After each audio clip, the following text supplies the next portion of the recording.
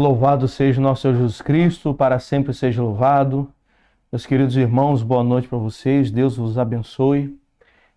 Como vocês já sabem, foi anunciado, comunicado no grupo do WhatsApp nas missas de domingo, o nosso curso desta noite. Excepcionalmente, não teremos o curso transmitido ao vivo, isso aqui é uma gravação, não está tendo curso presencial na igreja, porque o Padre Paulo e eu estamos em Itaperuna no retiro anual do clero. Então não teria como haver a transmissão ao vivo, do curso. Então, excepcionalmente, nessa quarta, o nosso curso será gravado. Então, vocês participem de casa e a partir de quarta-feira da semana que vem, estaremos de volta, se Deus quiser, lá na igreja. Em nome do Pai, e do Filho, e do Espírito Santo. Amém. Vinde, Espírito Santo, enchei os corações dos vossos fiéis, e acendei neles o fogo do vosso amor. Enviai o vosso Espírito, e tudo será criado, e renovareis a face da terra. Oremos.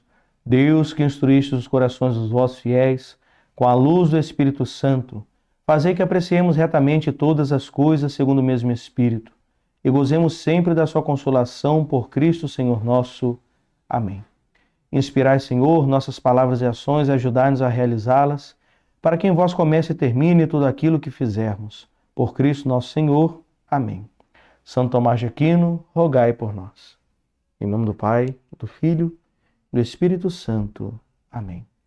Meus irmãos, na nossa última aula, nós havíamos encerrado a introdução aos evangelhos sinóticos, que são Mateus, Marcos e Lucas, uma introdução geral dos 3 evangelhos.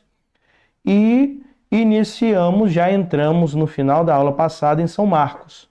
Estamos aqui fazendo um panorama, uma apresentação geral do Evangelho de São Marcos, que já iniciamos na aula passada, para depois que terminarmos essa parte, entrarmos finalmente a leitura e a apreciação dos textos que vocês vão gostar muito, que é a parte mais interessante, mais prazerosa do nosso curso, Vejam, aqui, como vocês podem ver, na apresentação do slide, a introdução ao Evangelho de São Marcos. Aí tem ali, ver BJ. BJ é Bíblia de Jerusalém. Naquelas páginas ali, 1696 a 1699, está ali a introdução ao Evangelho, especificamente o Evangelho de São Marcos, os comentários ali. Na nossa última aula, nós havíamos falado, que o Evangelho de São Marcos, ele tem uma introdução, que ao mesmo tempo que é uma introdução, ela já diz tudo do Evangelho de São Marcos, que é o capítulo 1, versículo 1. Evangelho, princípio do Evangelho de Jesus Cristo, Filho de Deus. Ou seja, ali já traz para nós o objetivo, a metodologia, e o conteúdo de todo o Evangelho de São Marcos. O objetivo, falar de Jesus, Ou seja, é o Evangelho. O que é o Evangelho? É uma boa nova, uma boa notícia. Que boa notícia é essa? Contar a vida de Jesus. Nós vemos ali o método. O método é justamente esse, ou seja, é uma escrita, é um livro escrito que tem como gênero literário, Ou seja, o que é o gênero literário? A forma específica com a qual eu escrevo aquele livro, Existem livros de estudo, livros didáticos, existem livros de poesia, livros científicos e por aí vai. É o tipo do livro que vai ser, ou seja, vai falar, é um evangelho, vai falar da vida de Jesus, é uma narrativa sobre a vida de Jesus. E, além da metodologia, o conteúdo. Qual é o conteúdo? Falar de Jesus como Messias, porque a palavra Cristo quer dizer Messias, o Messias que proclama o reino de Deus, e falar de Jesus como Filho de Deus. E aí vimos que depois desse versículo o primeiro versículo que já resume todo o livro, a partir do versículo 1, do capítulo 1, versículo 2 em diante, é toda a obra. E a obra ela é dividida em 2 partes. Do capítulo 1, versículo 2, ao capítulo 9, versículo 10, é a primeira parte da obra. Alguns autores colocam o fim da primeira parte antes, no capítulo 8, versículo 36, mais ou menos. Mas é diferença muito pouca. O importante é essa primeira parte da obra, ela vai falar sobre o quê? Ela vai versar sobre apresentar Jesus como Messias. Jesus como Messias que anuncia o reino de Deus. Por isso Jesus, principalmente nessa primeira parte, do início ao fim da primeira parte, só apresenta Jesus fazendo duas coisas, né, que já dizem tudo: ensinando e realizando curas, milagres, prodígios, exorcismos e ressurreições. Ou seja, Jesus ensinando, pregando, e Jesus fazendo milagres, né, para provar que ele é o Messias e que o reino de Deus existe. E depois vem a segunda parte, que vai a partir do capítulo 9, versículo 11 até o final, né, que apresenta para nós Jesus como o Filho de Deus, né, aquele que vem para sofrer a paixão, para trazer para nós o perdão dos pecados e a salvação. Então, essa introdução apresentada aí na BJ, na Bíblia de Jerusalém, traz essa realidade para nós. Então, hoje, vamos então falar, né, a partir dessa retomada da aula anterior, vamos hoje apresentar a dimensão literária, ou seja, vamos falar aqui dos aspectos gramaticais da escrita do livro de São Marcos. E já vamos iniciar a dimensão teológica, ou seja, quais são os temas teológicos, qual é a teologia que está por trás do Evangelho de São Marcos, tá bom? Então vamos lá.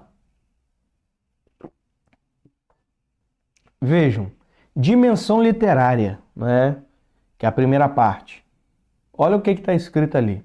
A obra marciana, ou seja, a obra de Marcos, foi escrita em grego popular koiné, com a influência semita, característica própria dos países semitas bilíngues do Oriente, como a Síria, a Palestina e o Egito.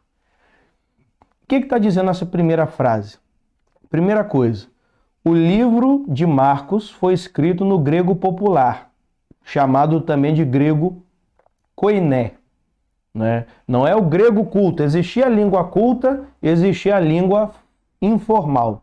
Então ele foi escrito no grego popular, no grego informal, que é o grego koiné, né? Só que com a influência semita. A gente, quando fala aqui semita, o que é semita?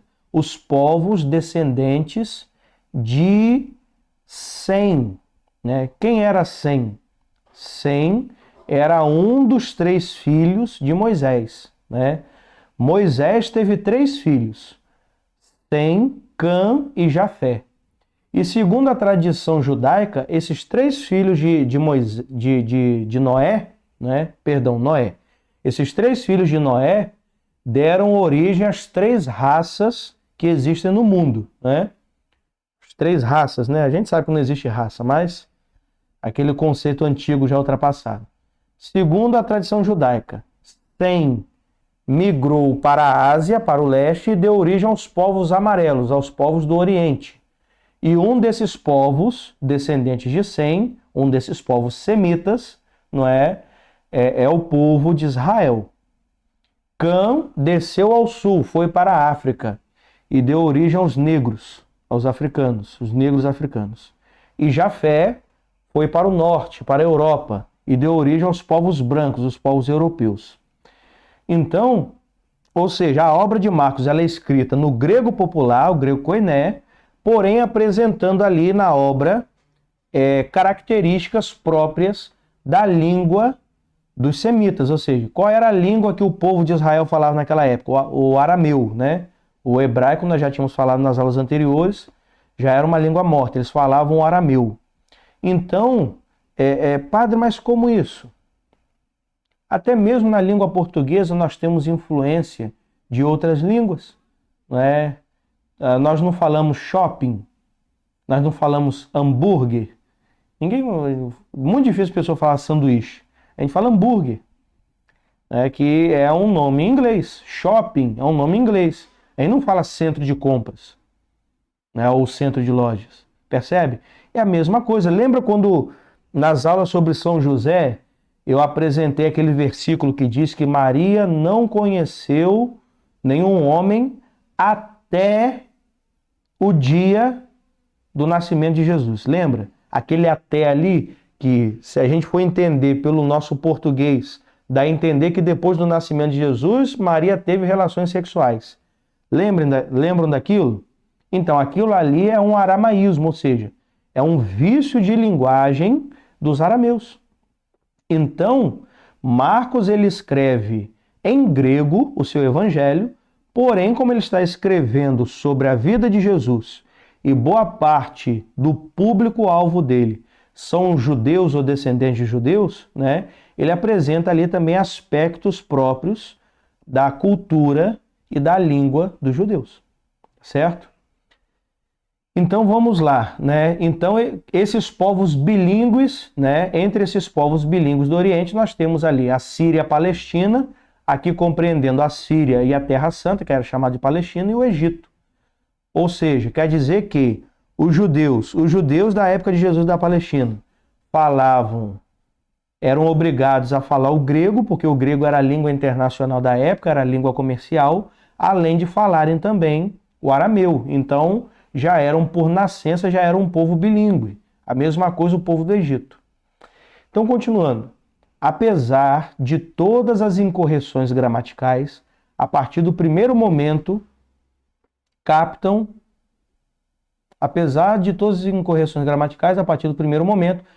a atenção do leitor. Ou seja, o que está dizendo ali para nós? Marcos escreveu no grego koiné, que é o grego informal. E o autor de Marcos, além de escrever no grego informal, a gente percebe que ele não era um homem muito culto, não. Tem vários erros gramaticais ali. Né? Parece, com todo respeito, né? A quem é do interior, mas vocês vão entender o que eu vou dizer, né? Parece um jeca escrevendo um livro, né? Tem vários erros ali de concordância, né? Nós vai, nós vem, entendeu? Então tem muita coisa assim. Então vocês imaginam a dor de cabeça dos tradutores na hora de traduzir o Evangelho de São Marcos. Depois, quando a gente entrar no Apocalipse de São João, a gente vai ver isso também. O Apocalipse de São João também tem vários erros grotescos de gramática, né? Mas apesar de ter esses erros grosseiros, né? Marcos, ele sabe prender a atenção do leitor. Nós vamos ver mais à frente, principalmente quando a gente fizer a apreciação dos textos, que Marcos ele é como um escritor de novela. Ele sabe prender a atenção do leitor em todos os capítulos, apesar, né, de ter esses vários erros gramaticais. O vocabulário é composto de 1.345 palavras, das quais 60 são nomes próprios e 79 são rapax, legúmena, né, do grego, isto é, únicas no Novo Testamento. Ou seja, Marcos tem 1.345 palavras, do início ao fim da sua obra. Ao todo, 1.345 palavras. Dessas 1.345 palavras, 60 dentro da obra de Marcos. Existem 60 nomes próprios, ou seja, 60 pessoas diferentes são citadas ali. E os exegetas identificaram 79 rapax legúmena. Essa expressão do grego quer dizer o quê? Rapax legúmena é quando uma palavra é encontrada naquele livro do Novo Testamento e não é encontrada em nenhum outro livro do Novo Testamento.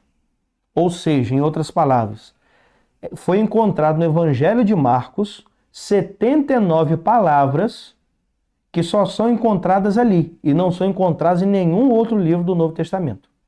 Percebe? Continuando, com esse vocabulário extenso, né, o autor compõe uma obra de 11.242 palavras. Ou seja, 1.345 quer dizer 1.345 palavras diferentes. Não é do início ao fim da obra, não. Do início ao fim da obra, 11.242 palavras. Sendo a proporção média do vocabulário mais rica do que os outros evangelhos. Ué, padre, mas Marcos não é o menor dos 4 evangelhos? É. Porém, Marcos é o que menos repete as palavras. Por isso, a proporção média dele de vocabulário é mais ampla e mais rica do que Mateus, Lucas e João, em proporção. Percebe? Contudo, é irregular no uso, como eu falei, né? Ele tem muito erro de gramática. Em 2 ocasiões, as palavras latinas são usadas para explicar palavras gregas. O caso mais popular é o interior do palácio de Pilatos, que é o Praetorium, né? Ou seja, na hora de falar do palácio de Pilatos, né, capítulo 15, versículo 16, São Marcos ele não usa a palavra grega, ele usa a palavra latina, propriamente dita, que designa o interior do palácio, Praetorium. O que é o Praetorium? Praetorium é o tribunal de julgamento, né? Ou seja, é o tribunal onde o prefeito de uma cidade romana, né, julgava os casos da cidade, por exemplo. Já que Pilatos é o governador da Judéia, o interior do palácio dele tem um local lá que é onde é o tribunal, onde ele julga as causas, que é o pretório. Tá bom? Então, passando. O estilo de Marcos, ou seja, o estilo da sua escrita é popular e vivo, ou seja, ele não usa palavras rebuscadas, mas palavras simples. Ele escreve para o povão, próprio da língua falada. Apesar das incorreções, ou seja, dos erros gramaticais, ele sabe manter o interesse, como consequência do emprego de uma série de recursos que imprimem à narração bom ritmo, como o uso frequente do presente histórico, né, 151 vezes, e do estilo direto. Em outras palavras, Marcos, apesar de ter muitos erros gramaticais, ele usa uma série de recursos na sua obra, né, que faz ele prender a atenção do leitor. Um desses recursos é o quê? É usar os verbos no presente, né?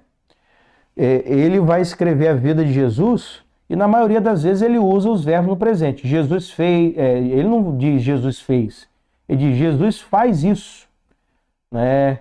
Jesus vai ali, Jesus age deste jeito, não usa no passado, né?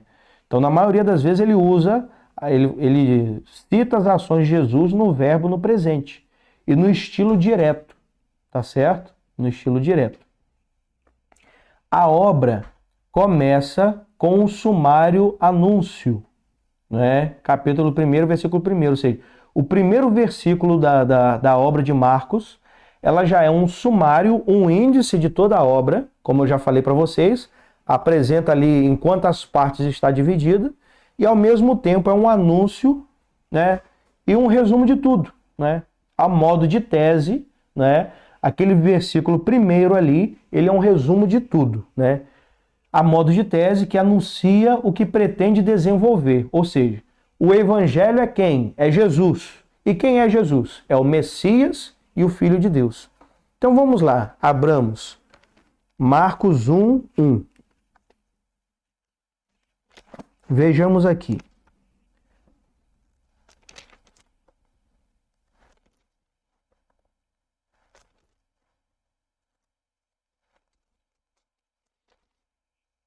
Capítulo 1, versículo 1.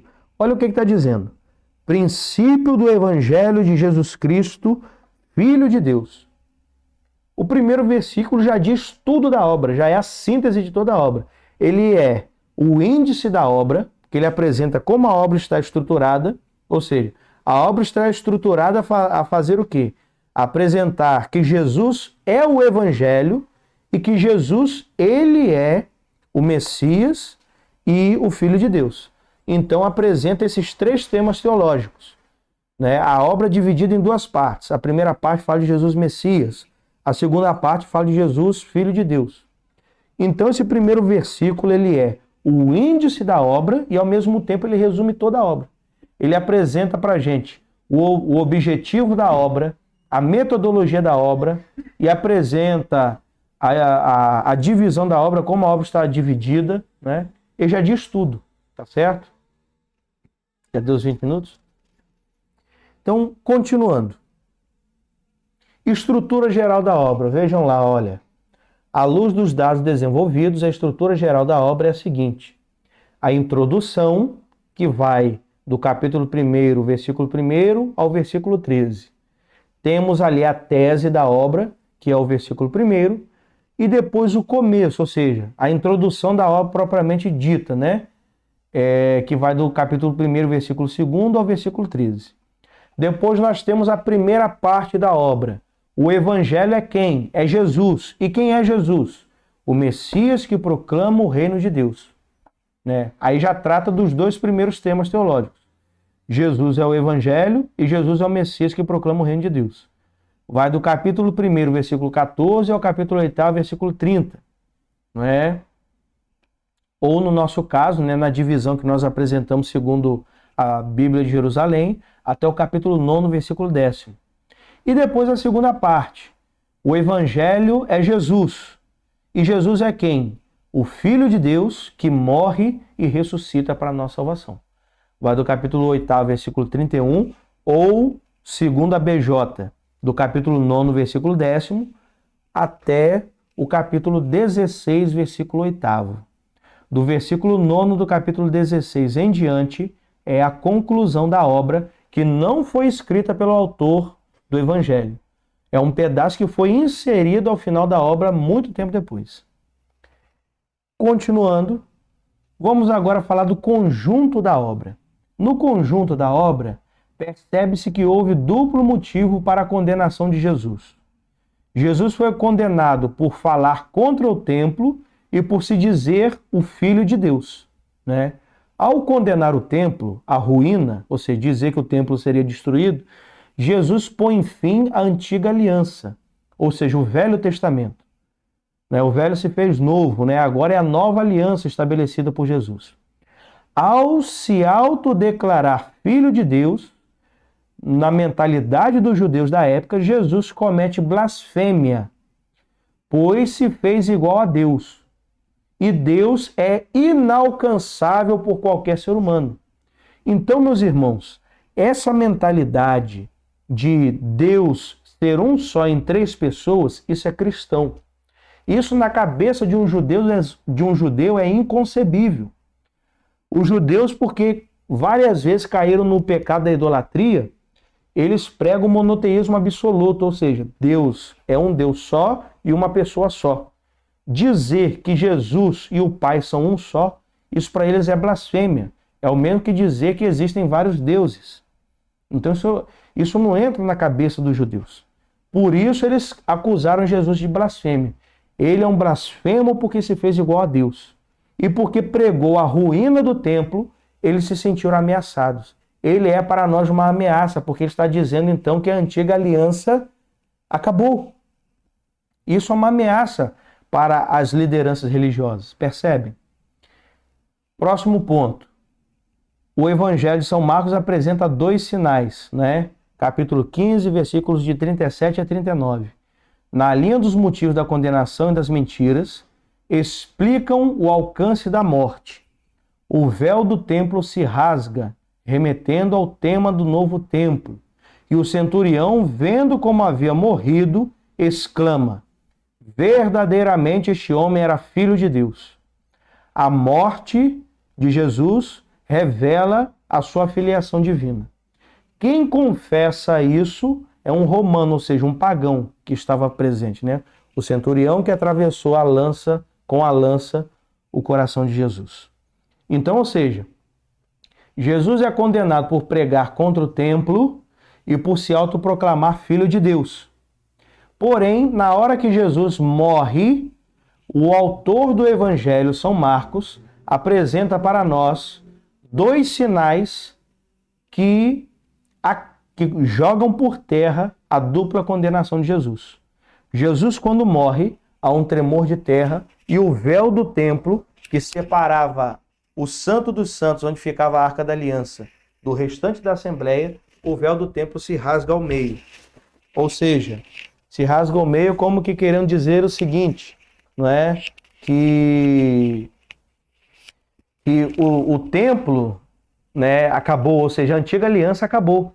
A partir do momento que Jesus morre para a nossa salvação, inicia-se a nova e eterna aliança no sangue de Jesus, não é?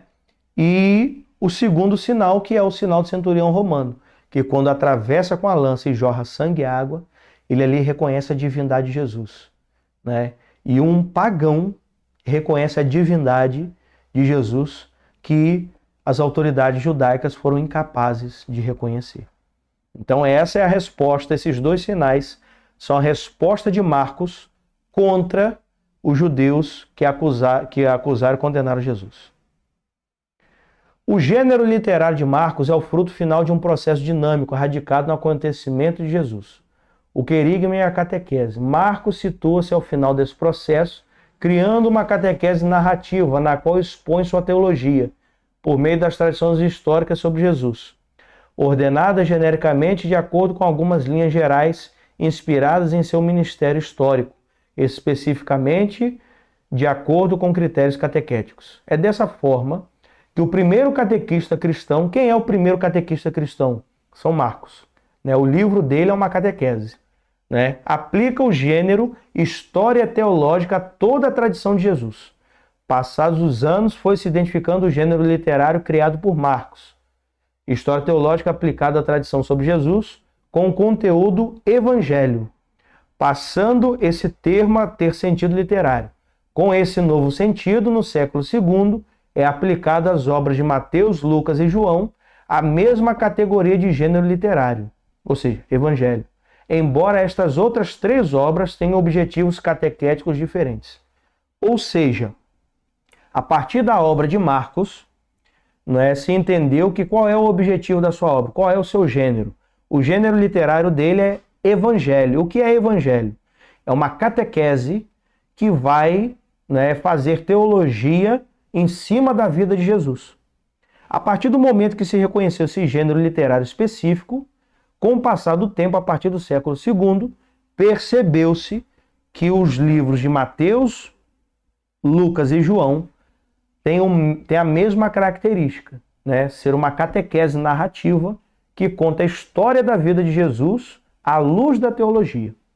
Tá certo? Ou seja, não é uma história científica com todos os detalhes, não. Mas é uma narrativa que conta a história de Jesus a partir dos olhos da fé e não dos olhos humanos. Então aqui, meus irmãos, nós encerramos a nossa aula por aqui, tá certo? A partir da nossa próxima aula, nós vamos entrar na teologia do Evangelho de São Marcos. Tudo bem? Vamos falar de que São Marcos apresenta Jesus como Jesus sendo o próprio Evangelho, como sendo o Messias que proclama o reino de Deus e como sendo também ele mesmo o próprio Filho de Deus. Então ficamos por aqui. Qualquer dúvida, deixem as suas dúvidas nos comentários aí do link ou no nosso grupo do WhatsApp e responderemos na nossa próxima aula. O Senhor esteja convosco, pela intercessão de São Marcos Evangelista.